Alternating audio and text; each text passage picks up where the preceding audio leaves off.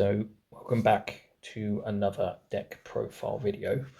As you can quite clearly see on the playmat there, I think you know what we're covering today, but we're going into Diaboromon.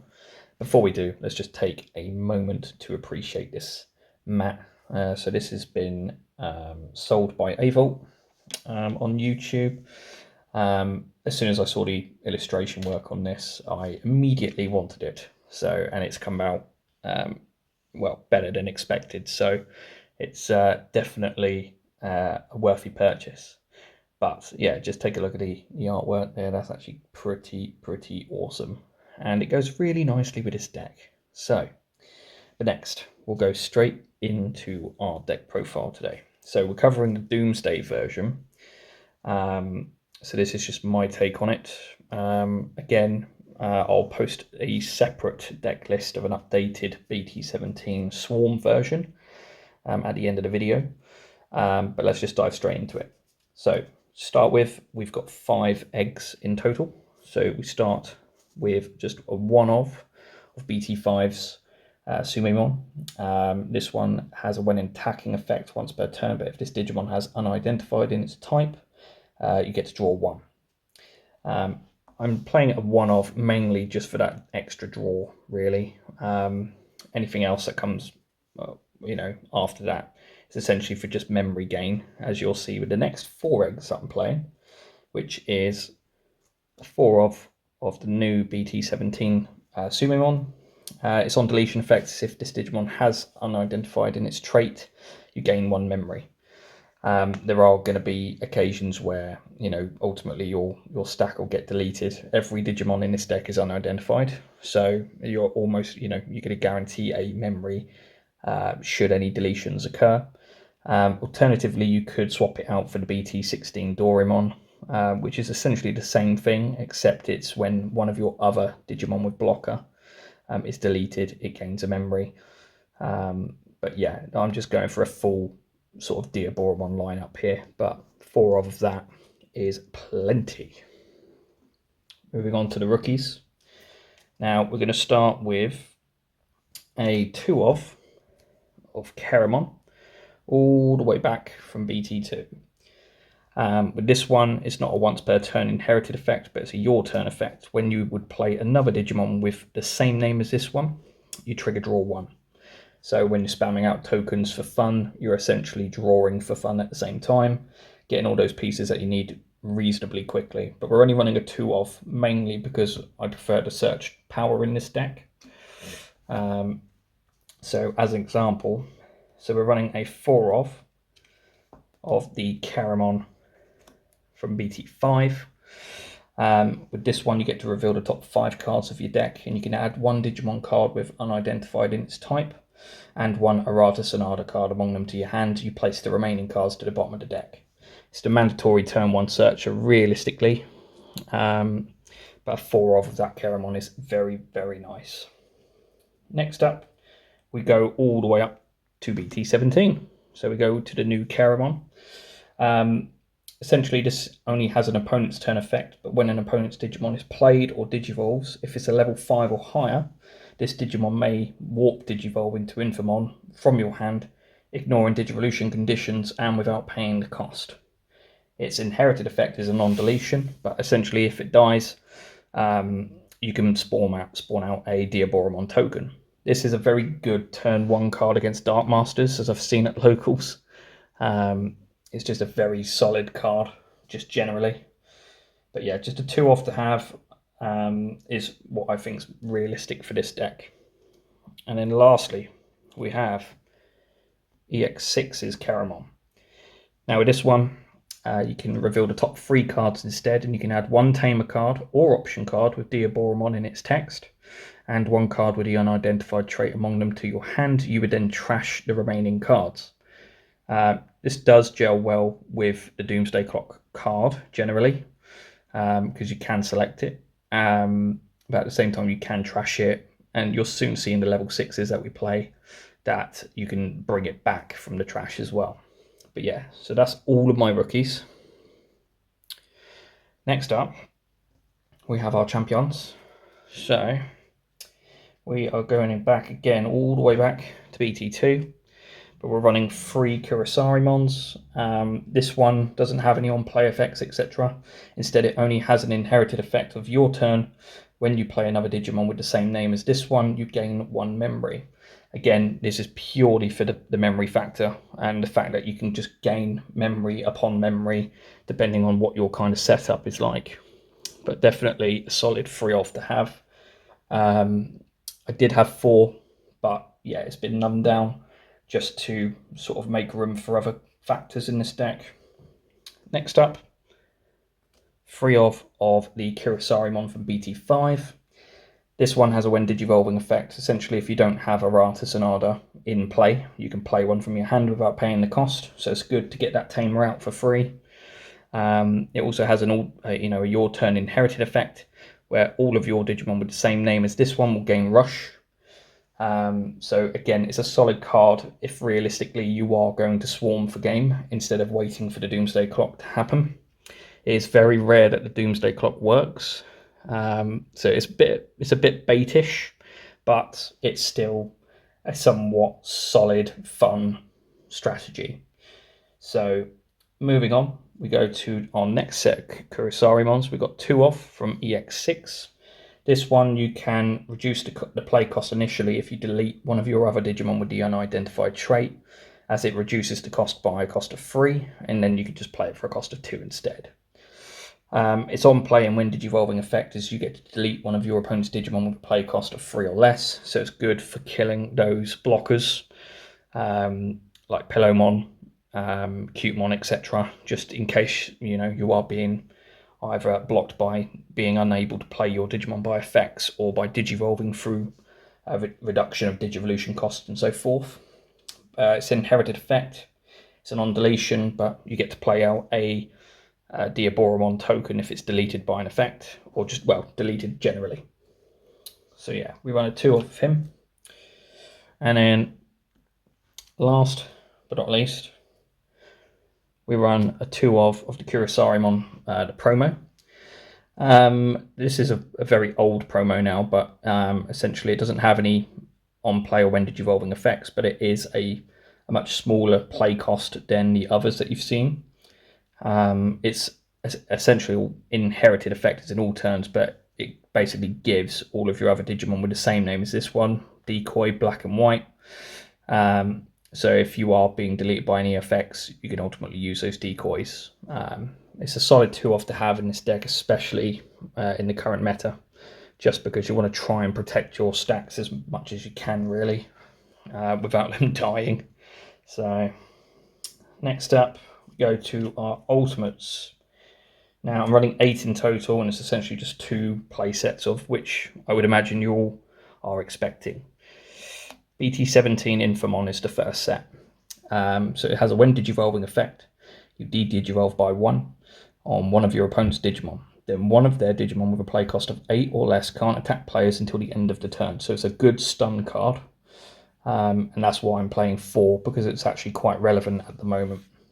It's inherited effect. Essentially, when another Digimon with Diaboromon in its name is played, you can de-digivolve one of your opponent's Digimon. Again, it goes very hand in hand with most of the level 6s we play in this deck, to utilise deletion effects and so forth. But yeah, a solid 4-off for him. The next 4-off we're playing is none other than another set of Infamon. Now this one's from EX6. Has an on-play and when digivolving effect, but by deleting one of your Digimon with Diaboromon in its name, this Digimon may digivolve into a Diaboromon in the hand without paying the cost. Again, it has the same inherited effect as the previous Infamon, so you can de-digivolve something as long as you play a Diaboromon. And again, yes, just a solid 4-off to have. I'm seeing a lot of decks run only 7 level 5s. I really don't understand why. Running 8's a nice even number. Regularly see the card, and you find it's a slightly less bricky scenario if you don't see it during the games. But yeah, certainly an 8 of level 5s in this deck is what I think is preferred. Next up, we now go into our level 6s, so our megas. 3-off of the new BT17 Diaboromon. This is essentially part of the core of this deck now. So essentially, when digivolving, by placing a Doomsday Clock from your hand or trash as this Digimon's Digivolution card, you may play up to 2 Diaboromon tokens without paying the cost. And then the opponent's turn effect is once per turn, but when an opponent's Digimon attacks, you may switch the target of the attack to one of your Digimon with Diaboromon in its name. So it's good for deflecting into other targets. And, in combination with being able to Digivolve, spawn a token if you've got the Infamons underneath, which you will, your de-digivolving stuff. And essentially, there are other Diaboromons in this deck where if you've got them all out in play, you can do some really stupid stuff. Next one, we're running a free of the Diaboromon from EX6 without knocking the camera. There we go. So with this one, has both start of your main phase effect and a when digivolving effect, but you can play a Diaboromon token without paying the cost. All turns, once per turn, when an opponent's Digimon is played, you may activate one of this Digimon's when digivolving effect. And it's got an all turns effect where all of your other Digimon with Diaboromon in their names, they gain jamming and blocker. So again, it's just very good for swarming and attacking aggressively, but at the same time can be super defensive on your part, so long as this Digimon obviously remains in play. So yeah, it's just a solid free off to have. Nice even split between 2. However, we also run one more Diaboromon, and this one's my favourite, but it's the Ace version from the promos. Just a 2-off. You can blast Digivolve, so you can Digivolve when your opponent essentially attacks you, as long as you've got that level 5 in play. It's got a when digivolving and a when attacking. You can play a Diaboromon token without paying the cost. And it's all turns effect, which obviously goes very nicely with the other Diaboromons if they're in play. But it's a once per turn. When an effect plays another Digimon, you may delete one of your opponent's play cost of 3 or lower Digimon. And for each Diaboromon, you can add 2 to the maximum cost. So that also includes itself. So it's an immediate 5 cost. And then it goes up for every other Diaboromon you have in play. So yeah, when you've got essentially the EX version and the Ace version out in play, you can do some really stupid stuff. And it just goes very nicely to clearing boards. So yeah, definitely a solid 2-off to have. You can mix and match your ratios, but in this circumstance, I think playing 8 level 6s is somewhat reasonable for this deck, especially if you're doing the whole Doomsday thing. Level 7s, I run 3 in total. I somewhat feel like it's a little bit too high, but I'm quite enjoying how it works at the moment. But the first one, Armageddonmon from BT5. Comes with Rush. Essentially, you would delete one of your Diaboromon to reduce the play cost of this card by 12. So it could cost you just 3 to play. It's all turns effect. When digivolving effects on level 7 Digimon don't activate. So it's actually a very nice counter card to any of the level 7 ace cards that have been released in BT17 at the moment. Because then at least if they do blast, they're not going to be able to do anything. So it's actually very, very handy. Just a one of those, pretty much enough, I think. More aggressive card in terms of level 7 is a one of Quartzmon. It's the only colour, with the exception of white and black in this deck, this is the only other colour I have in this deck, and it's green. If you're not familiar with this card, but when you Digivolve, you suspend everything in play. That includes all Digimon and Tamers, except this one. And then for every 2 suspended Digimon or Tamers, you gain a memory. At the same time, it has an all turns effect. Other than this Digimon, all Digimon and Tamers don't unsuspend. And then when attacking, suspend one of your opponent's Digimon or Tamers, then trash the top card of your opponent's security stack for every 5 suspended Digimon and or Tamers. So again, if you have that swarm ready to go, the multiple bodies in play, Digivolve into this, swing, kill most of your opponent's security, and then a potential swing for game. So yeah, it's a solid one-off to have. I used to run 2 in my just generic Diaboromon swarm deck. just purely for that reason, because it can just do some stupid stuff. The last but not least, level 7, is the new BT17 Armageddonmon. So with this one, it's somewhat similar to the old one. However, this one comes with Rush, Blocker, and Reboot. And when this card would be played from the hand, you can place up to 13 cards with the unidentified trait or Diaboromon in their text from your trash to the bottom of the deck to reduce the cost by 1 for each card. It has a on-play and when digivolving effect, where you would delete up to a 15 play cost of total worth of your opponent's Digimon. So it is a potential board cleanser of sorts, and at the same time it has a your turn effect. This Digimon can also attack your opponent's unsuspended Digimon. So it's also good for just swinging over something that may pose a threat during your game. Then that's it in terms of Digimon. Now next up, we run our Tamers. Now I only run 4. I did run 6, but I had to make room for other cards, and this Doomsday setup seems to have a lot going for it if you have the right setups. And having, with the Digimon that you've seen so far, there's a lot of variety for what you could build and could focus on. However, I've opted for slightly more options than I have instead of maximizing sets. In this case, however, I'm only running 4 Tamers because of that.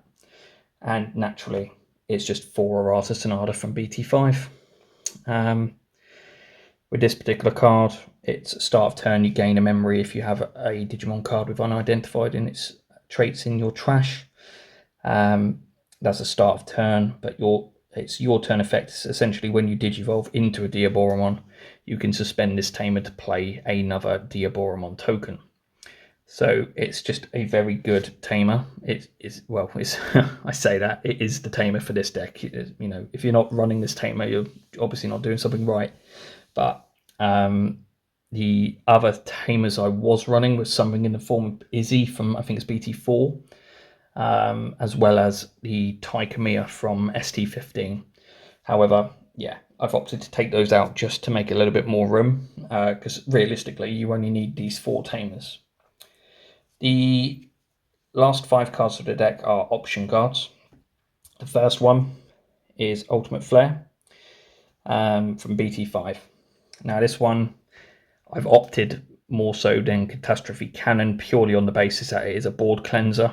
So you trigger D-Digivolve 3 on one of your opponent's Digimon, and then you delete all of your opponent's Digimon with play costs of 3 or less. So I think it's a very, very good card, just generally. And running a one-off in this deck just seems to be working for me so far. Otherwise, Catastrophe Cannon is certainly the more appropriate card to have. However, I'm opting to run one of these just with the space that I have.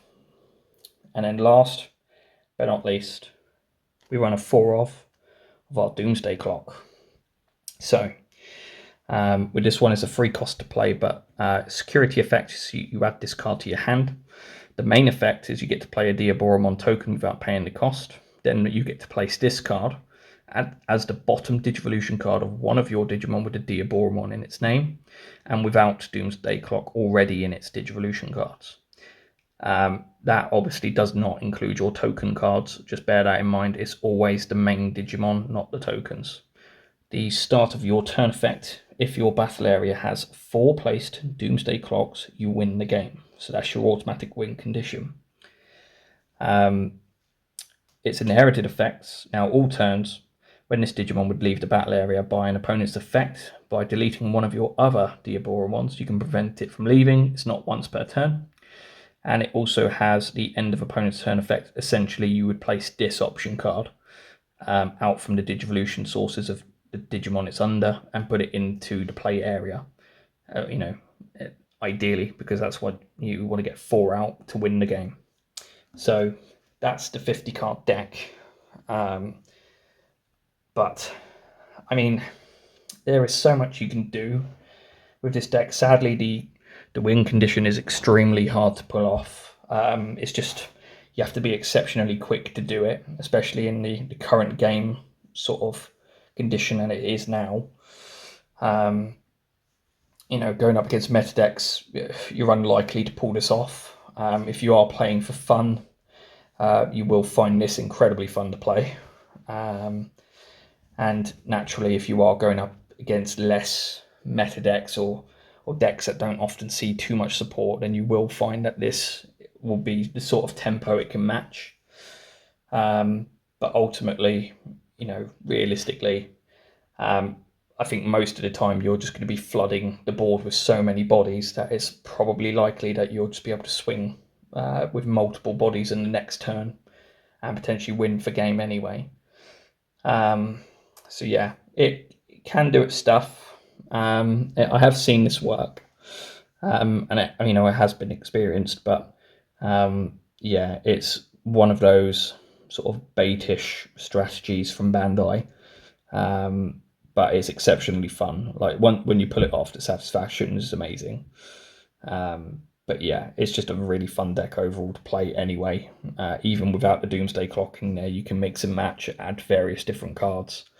But yeah, normally as part of my videos, I would offer recommendations about alternative cards. However, I'm not going to do that in this case.